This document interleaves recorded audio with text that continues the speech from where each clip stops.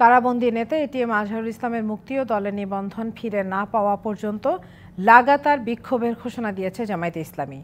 বিকেলে রাজধানীর পল্টনে এক বিক্ষোভ সমাবেশে এমন ঘোষণা দেন দলের আমির ডাক্তার শফিকুর রহমান।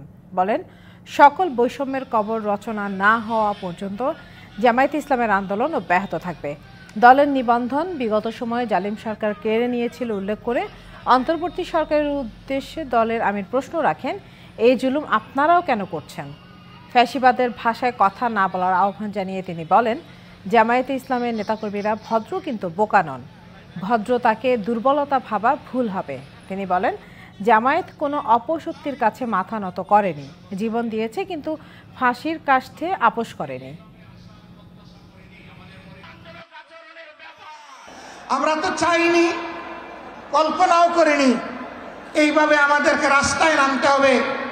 প্রিয় আজহার ভাইয়ের মুক্তির দাবিতে আমরা বাধ্য হয়েছি। আমরা স্পষ্ট বার্তা দিতে চাই, তার মুক্তি না হওয়া পর্যন্ত এই সমাবেশ প্রথমও নয়, শেষও নয়, সমাবেশ, বিক্ষোভ, আন্দোলন অব্যাহত থাকবে।